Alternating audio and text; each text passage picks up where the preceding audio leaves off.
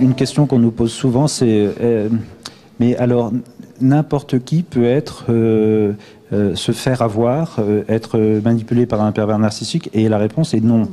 Il y a des conditions particulières.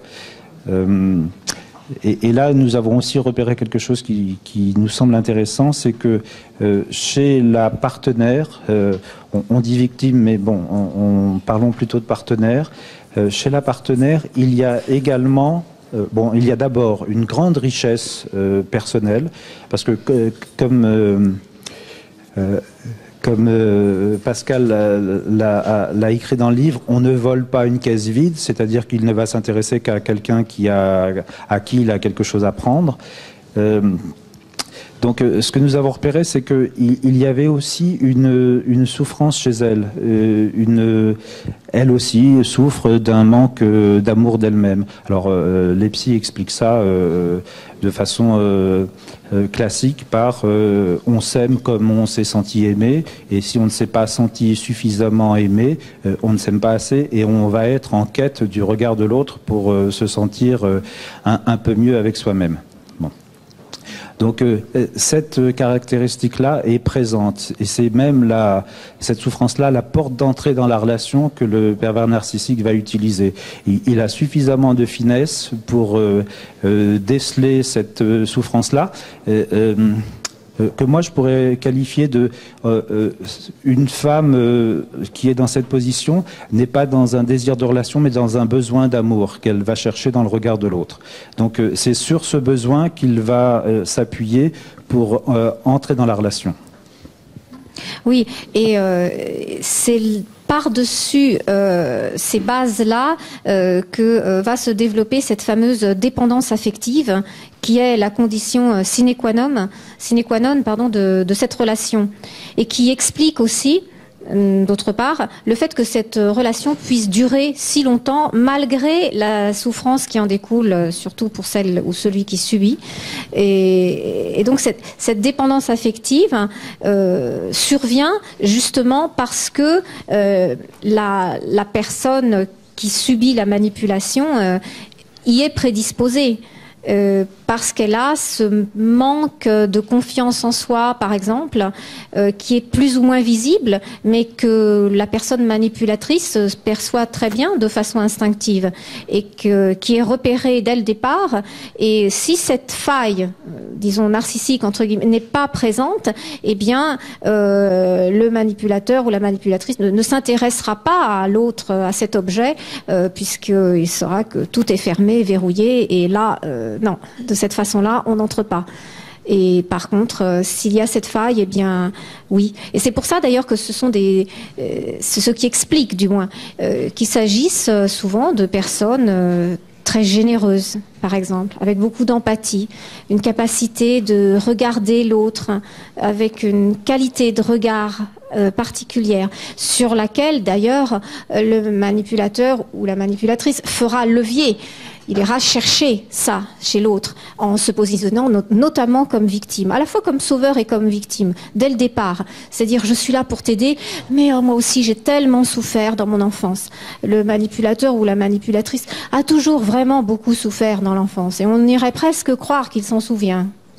Oui, en tout cas, il instrumentalise probablement une véritable souffrance de l'enfance. De là à dire qu'il en souffre encore aujourd'hui, c'est un petit peu plus difficile à affirmer. Mais il l'a eu souvent. Mais c'est quelque chose qui a vraiment existé. Oui, c'est quelque chose qui a vraiment existé, c'est pas une invention. Oui, qui dans leur histoire. L'instrumentalise, oui. Oui, parce que même les personnes qui sont victimes le disent.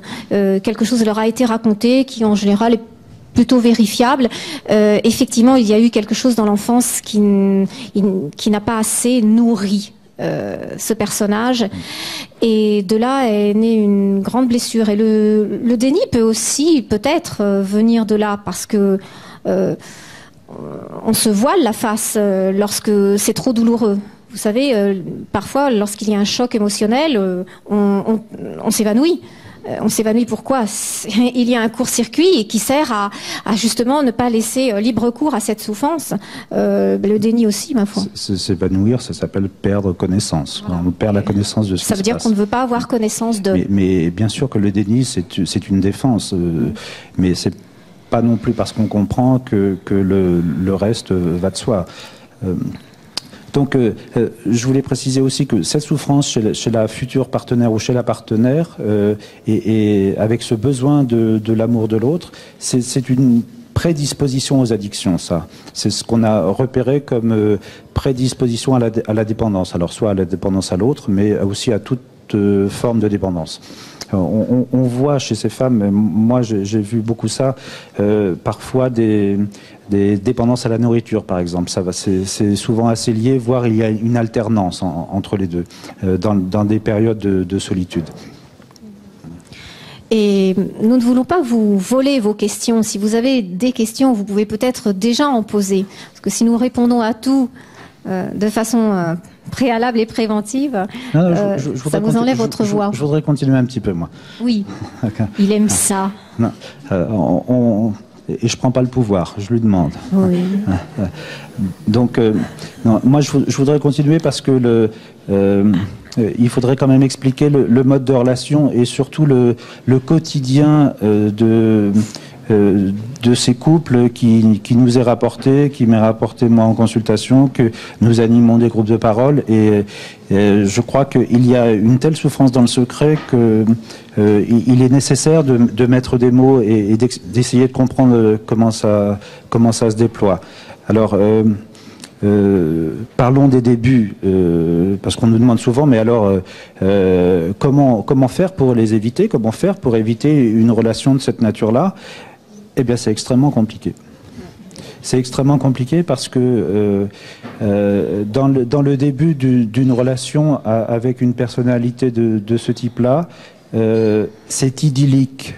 Mais c'est aussi idyllique que toute relation amoureuse, que le début de toute relation amoureuse. Beaucoup disent presque trop, quand même. Voilà. Il y a ce trop. Mais c'est tellement bien. C'est théâtral, enfin. Oui, qui voudrait renoncer à une relation amoureuse qui est si belle, qui s'annonce si bien. Ouais. Alors, la vraie difficulté... c'est que, oui, effectivement, c'est trop parce que c'est surtout faux.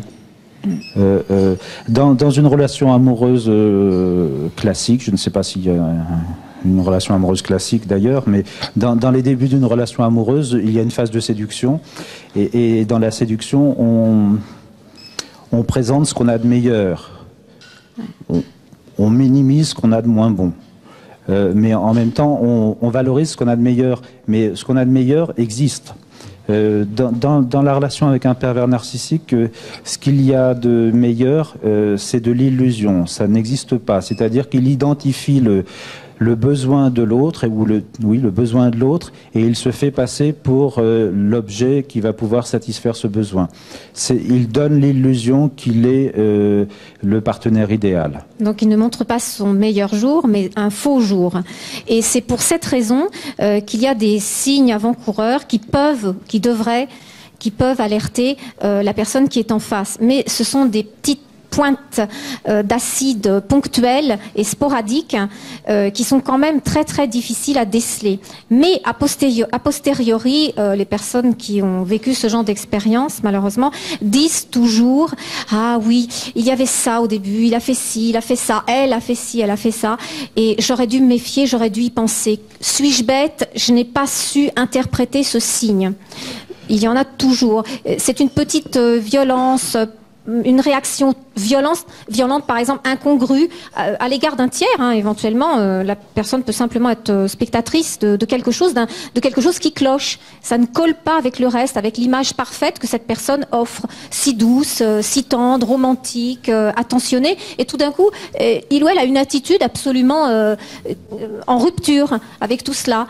Et très très violente, ou alors une cruauté, c'est toujours ponctuel quand même, ça dure très peu, et c'est pour ça que ça n'alerte pas suffisamment celui ou celle qui est en face, c'est parce que justement c'est fugace comme sensation. Oui, j'ai l'exemple d'une femme qui me disait que au deuxième rendez-vous, c'était toujours et déjà merveilleux, et qu'il avait reçu un appel téléphonique et qu'il avait répondu d'une façon extrêmement violente.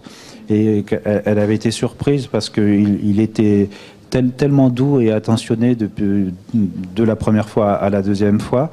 Et elle m'a dit, je me suis dit qu'il devait avoir ses raisons, je m'en suis même voulu d'avoir pensé qu'il pouvait être comme ça. Donc j'ai évidemment écarté ça tout de suite de mon esprit, et moi je l'ai reçu 10 ans après. Oui, parce que forcément, au départ, lorsqu'on souhaite s'engager dans une relation qui semble a priori possible et même plus, c'est-à-dire tout à fait avec un avenir qui peut être riche, évidemment, on a tendance à passer outre ces signes-là, lorsqu'il y en a, à pardonner, à justifier surtout, et à essayer d'éviter d'y penser. C'est cet évitement qui est le risque, mais en même temps qui est compréhensible, parce que nous faisons tous ça. Nous avons tous, lorsque nous souhaitons que quelque chose soit d'une certaine manière, nous avons tous tendance à interpréter de façon favorable, justement pour que ça aille vers la pensée qui est la nôtre. Donc il est difficile d'éviter, mais c'est le seul repère que l'on puisse avoir au début. Après, c'est beaucoup plus évident, parce que dès que le poisson est ferré, dès que la dépendance est établie, du point de vue affectif et encore plus du point de vue matériel, c'est-à-dire souvent après le mariage, le lendemain du mariage, la personne change complètement. Et son attitude change totalement. Et alors là, ça devient évidemment évident. C'est-à-dire qu'on découvre un autre visage. Beaucoup de personnes disent ça. J'ai du jour au lendemain découvert un autre visage, un homme ou une femme que je ne connaissais pas avant. Et il ou elle est devenu violent, agressif, ont commencé les injures, les remarques, les reproches constants, etc. Là, ça change à ce moment-là, oui. Alors là, évidemment, mais il est un petit peu tard. Et il est difficile de se détacher pour des raisons affectives et matérielles aussi. Si vous lisez le livre, vous allez voir, il y a beaucoup de témoignages, d'exemples qui sont qu'on a rendus inidentifiables par déontologie. Mais qui sont tous vrais, soit des thérapies qui sont terminées, soit des interviews que Pascal a menées, et il y a quelque chose qui me paraît intéressant au début de la relation, c'est tout ce qui va aller dans le sens d'amener la partenaire à abandonner ce qui lui est propre, ses activités culturelles, sportives, la fréquentation de ses amis. Mais pas ça ne va pas porter sur tous les amis. C'est-à-dire que dans le pervers narcissique est suffisamment fin pour savoir qui il va pouvoir séduire dans l'entourage, donc mettre de son côté, et qui va être plutôt critique à son égard. Et dans ces cas-là, il va éliminer de l'environnement affectif et social ceux qui pourraient le mettre en difficulté. Oui, c'est caractéristique, ce no man's land qui va être établi autour de la personne qui aura à en souffrir, du point de vue affectif, relationnel, social, et de là, effectivement, disparaît la vie sociale, la vie relationnelle, les activités, les liens avec la famille, les amis, et parfois le travail, c'est-à-dire que le conjoint peut pousser sa partenaire à quitter son travail. Après, il y a une telle dépendance matérielle que ça devient très très compliqué de partir, surtout si des enfants surviennent, vous imaginez. Oui, alors quand on parle de l'environnement, ça peut être les amis très proches, ça peut même être la famille, voire les parents. Il n'est pas rare de rencontrer une femme qui n'a plus de lien avec ses parents parce qu'ils étaient trop critiques à l'égard de son couple. Et l'inverse est tout à fait vrai. Les parents d'une jeune femme ont quelquefois dit à celle-ci, quand elle se plaignait de sa vie de couple, « Mais tu plaisantes, il est charmant ». Oui. Il est charmant, c'est toi qui ne vas pas bien. Les personnes qui subissent ont un mal fou parfois à se faire comprendre et encore plus à être crues, non seulement par les autorités lorsqu'elles y font appel, mais par les amis et la famille, qui souvent ne voient pas et ne comprennent pas. Donc c'est encore pire, c'est une souffrance qui vient se rajouter sur la souffrance de base, objective déjà. C'est très très dur. Oui, et D'où l'intérêt et c'était un petit peu notre objectif de nommer ce qu'il n'était pas, de proposer des mots pour qu'on puisse nommer ce qu'on vivait quand on est dans une souffrance qu'on n'arrive pas à nommer. Et si aujourd'hui on en parle beaucoup, certains disent trop, mais on va pas voir des pervers narcissiques partout, il y en a pas partout, mais qu'on en parle beaucoup, je trouve que c'est une bonne chose. Après, parler des choses, c'est aussi essayer de les comprendre. Probablement qu'en Belgique, je crois que Pascal a fait quelques recherches, mais en France, le législateur s'est emparé du problème d'une façon assez inhabituelle, c'est-à-dire qu'en France, nous avons deux assemblées, l'Assemblée nationale et le Sénat, et simultanément et sans concertation, les deux assemblées ont présenté un projet de loi visant à réprimer les violences psychologiques. Parce que on qualifie la relation du pervers narcissique avec sa partenaire de violence psychologique. Hein, il fait partie en tout cas de cette catégorie-là. Et les deux assemblées ont présenté un projet de loi qui, en fait, ont fusionné pour devenir un seul projet de loi qui a été à l'étude, étudié par l'Assemblée nationale le 25 février et fait quasi unique en France, voté à l'unanimité, tout parti politique confondu. Le projet prévoit de la constitution d'un délit de violence psychologique. Oui, après, excuse-moi, après, on travaille aussi avec une avocate spécialisée qui contribue à ce projet de loi parce que on l'a vu pour le harcèlement moral sur le lieu de travail, c'est quand même extrêmement compliqué à prouver. Et pour ça, il faut que ça soit extrêmement bien qualifié dès le départ. Certains nous disent, et moi je me suis sincèrement posé la question, est-ce que ça ne va pas mener à ce qu'on appelle la judiciarisation de la vie privée ? Et en échangeant, Pascal et moi, nous sommes dit, mais le viol entre conjoints est devenu un crime reconnu comme crime. Est-ce que quelqu'un s'en plaint aujourd'hui Et c'est même une circonstance atténuante que d'être conjoint, d'ailleurs. Non, aggravante. Aggravante, oui. Une circonstance aggravante, oui. Donc, moi, je crois que évidemment qu'il faut reconnaître ce qui se passe au sein des couples. Après, les aménagements de la loi seront à travailler avec les professionnels. On l'a vu pour le harcèlement moral. Le délit a été créé. Il y a eu des condamnations. Ça n'est pas toujours facile et c'est même souvent difficile. Mais les structures ont suivi. Les professionnels de la médecine du travail sont maintenant formés et sont des bons interlocuteurs. Dans certains hôpitaux, en tout cas en France, il y a des centres de souffrance au travail, des centres de consultation gratuits.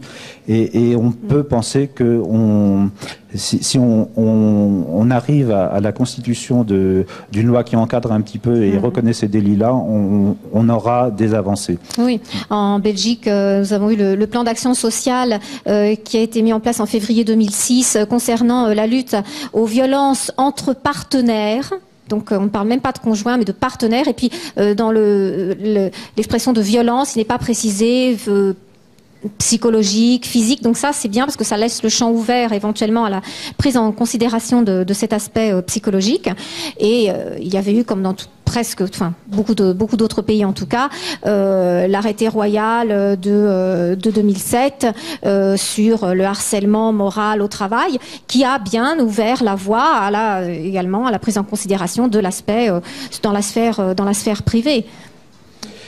Bon, alors, à la suite de ça, une fois qu'on a un petit peu dressé le tableau, il y a une question qui se pose, c'est comment on fait, comment on sort d'une relation aussi délétère, aussi difficile à vivre, aussi douloureuse. Et là, c'est là que commencent vraiment des difficultés importantes. Moi, je vois quasi systématiquement arriver en consultation des femmes qui me disent « mon couple ne fonctionne pas bien, je ne sais pas ce que je fais de mal, il y a quelque chose que je ne comprends pas, aidez-moi à trouver ce qui ne va pas chez moi pour que ça fonctionne ». Alors, c'est-à-dire qu'elles s'attribuent, avec l'aide gracieuse de leurs compagnons souvent, voire toujours, la responsabilité de ce qui ne fonctionne pas. Elles sont dans une culpabilité totale. D'où l'intérêt du contenu des consultations, mais aussi de l'association avec un site où il y a un forum d'entraide qui permet à certaines de s'apercevoir, mais qu'elles ne sont pas seules à vivre les mêmes situations et avoir les mêmes réactions, et donc de se dire mais peut-être que c'est pas moi alors, peut-être que c'est lui. Oui, la première chose, et elles le disent toutes, c'est le fait de pouvoir mettre des mots sur une souffrance qui n'avait pas de nom. Alors pour l'instant, le délit n'a pas de nom. Espérons qu'il en aura un bientôt. Il a un nom, le délit. Enfin, il n'est pas reconnu en tant que tel dans la sphère privée. C'est ça le problème. Mais mettre des mots, c'est le premier avantage, le premier gain qui est reçu de la part des personnes qui se sentent victimes. C'est très important. Et sur le forum, par contre, en ce qui concerne, puisque nous parlons du fait de partir et de savoir renoncer à cette relation, elles conseillent toutes, réciproquement les unes aux autres, elles se conseillent toutes de fuir. Vraiment avec ce mot-là, ce n'est pas partir, c'est fuir. Alors ce n'est pas toujours possible, ou en tout cas ce n'est pas toujours facile. Et c'est là que réside le problème principal. Mais là, le conseil qui est donné est souvent, toujours même, la fuite. Alors, ce qui est compliqué pour un psy, c'est quand on me dit mais alors ces gens-là ne peuvent pas, on parle de pervers narcissiques, ne peuvent pas changer. Moi je pense que tout le monde peut changer, mais s'ils ne changent pas, c'est parce qu'ils ne demandent pas. Je n'en ai jamais reçu en consultation, mais probablement parce qu'il n'y a pas la souffrance qu'on trouve chez la partenaire, et ce qui mène à la consultation, au besoin de changement, c'est la souffrance. S'il n'y a pas de souffrance, il n'y a pas de demande. S'il n'y a pas de demande, il n'y a pas de changement. Donc c'est ça qu'on peut dire. Voilà. Moi, il y a un aspect positif dans la relation.